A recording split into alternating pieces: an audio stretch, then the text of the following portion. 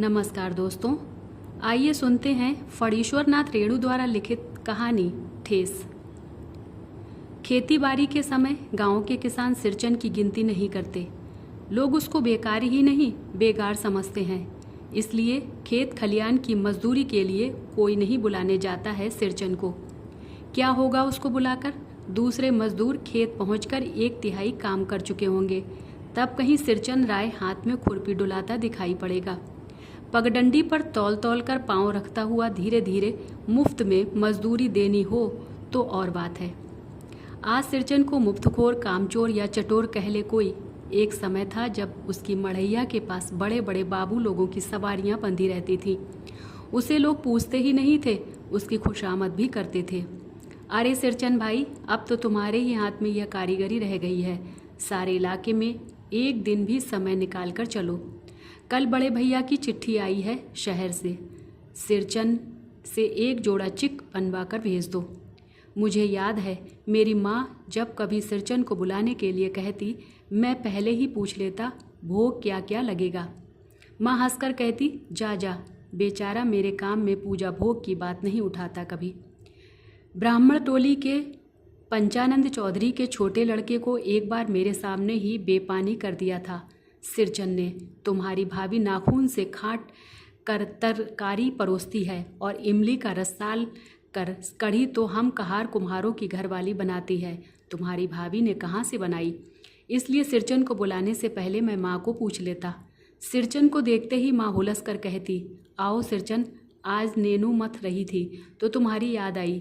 घी की डाढ़ी खकोरन के साथ चूड़ा तुमको बहुत पसंद है ना? और बड़ी बेटी ने ससुराल से संवाद भेजा है, उसकी ननद रूठी हुई है मोती के शीतल पार्टी के लिए। सिरचन अपनी पनियाई जीभ को संभाल कर हंसता, घी की सुगंध सूंघ कर आ रहा हूँ काकी, नहीं तो इस शादी ब्याह के मौसम में दम मारने की भी छुट्टी कहाँ मिलती है। सिरचन जाति का कारीगर है। मैंने घंटों बैठकर उसके काम करने के ढंग को देखा है। एक एक मोती और पटेर को हाथ में लेकर बड़े जाता से उसकी कुच्ची बनाता, फिर कुच्चियों को रंगने से लेकर सुतली सुलझाने में पूरा दिन समाप्त। काम करते समय उसकी तन्मयता में जरा भी बाधा पड़ी कि गेहूं सांप की तरह फुफकार उठता। फिर किसी दूसरे से करवा लीजिए काम। सिरचन मुँह जोर है, काम चोर नहीं। बिना मजदूरी के पेट भर भात पर काम करने वाला कारीगर। दूध में कोई मिठाई ना मिले तो कोई बात नहीं, किंतु बात में जरा भी झाल वह नहीं बर्दाश्त कर सकता। सिरचन को लोग चटोर भी समझते हैं। तली बघारी हुई तरकारी, दही की कड़ी, मलाई वाला दूध, इन सब का प्रबंध पहले कर लो, तब सिरचन को बुलाओ। दुम हिलाता हुआ हाजिर हो जाएगा। खाने पीने में चिकनाई की कमी हुई कि काम की सारी चिकनाई खत्म। काम अधूरा रखकर उठ खड़ा होगा। आज तो अब अधक पाली दर्द के माथा टनटना रहा है, थोड़ा सा रह गया है, किसी दिन आकर पूरा कर दूंगा। किसी दिन माने कभी नहीं। मोती घास और पटरे की रंगीन शीतल पाटी, बांस की तालियों की झिलमिलाती चिक, सतरंगे डोर के मोड़े, भूसी चुन्नी रखने के लिए मूंछ की रस्सी के बड़े बड़े जाले, हलवाओं के लिए ताल के सूखे पत्तों की छतरी टोपी तथा इसी तरह के बहुत से काम हैं जिन्हें सिरचन के सिवा गाँव में और कोई नहीं जानता। यह दूसरी बात है कि अब गांव में ऐसे कामों को बेकाम का काम समझते हैं लोग। बेकाम का काम जिसकी मजदूरी में अनाज या पैसे देने की कोई ज़रूरत नहीं, पेट भर खिला दो, काम पूरा होने पर एक आध पुराना धुराना कपड़ा दे कर विदा करो, वह कुछ भी नहीं बोलेगा। कुछ भी नहीं बोलेगा ऐसी बात नहीं। सिरचन को बुलाने वाले जानते हैं सिरचन बात करने में भी कारीगर है। महाजन टोले के भज्जू महाजन की बेटी सिरचन की बात सुनकर तिलमिला उठी थी। ठहरो, मैं माँ से जाकर कहती हूँ इतनी बड़ी बात है ही बिटिया, बड़े लोगों की इस बात ही बड़ी होती है। नहीं तो दो दो पटेर की पार्टियों का काम सिर्फ खेसारी का सत्तू खिलाकर कोई करवाए भला? यह तुम्हारी माँ ही कर सकती है बबुनी। सिरचन ने मुस्कुराकर जवाब दिया था। उस बार मेरी सबसे छोटी बहन की विदाई होने वाली थी। पहली बार ससुराल जा रही थी मानू के दूल्हे ने पहले ही बड़ी भाभी को खत लिखकर चेतावनी दे दी है। मानू के साथ मिठाई की पतीली ना आए कोई बात नहीं, 3 जोड़ी फैशनेबल चिक और पटेर की 2 शीतल पट्टियों के बिना आएगी मानू तो। भाभी ने हंसकर कहा, बैरंग वापस, इसलिए 1 सप्ताह से पहले से ही सिरचन को बुलाकर काम पर तैनात करवा दिया था माँ ने। देख सिरचन, इस बार नई धोती दूंगी, असली मुहर छाप वाली धोती।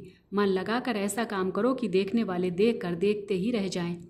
पान जैसी पतली छुरी से बांस की तीलियों और कमानियों को चिकनाता हुआ सिरचन अपने काम में लग गया। रंगीन सुतलियों से झब्बे डालकर वह चिक बुनने बैठा।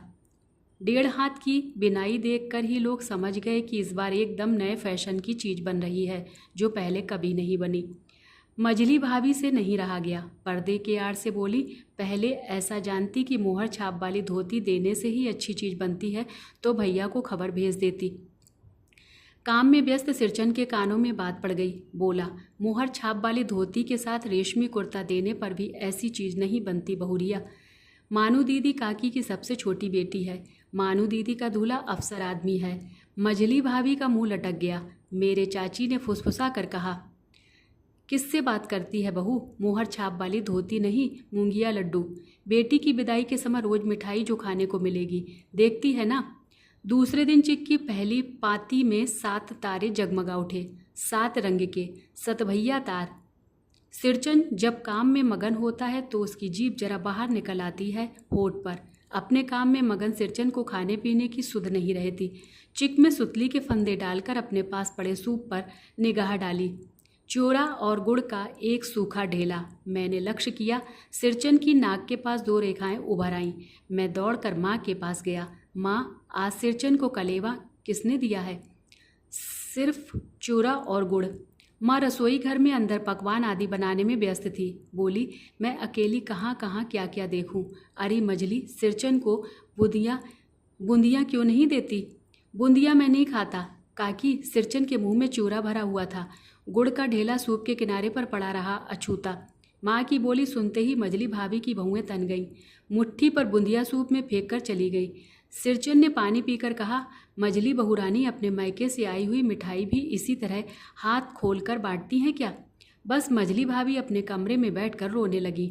चाची ने माँ के पास जाकर लगाया, छोटी जाति के आदमी का मुंह भी छोटा होता है। मुंह लगाने से सर पर चढ़ेगा ही। किसी के नैहर ससुराल की बात क्यों करेगा वह? मझली भाभी माँ की दुलारी बहू हैं।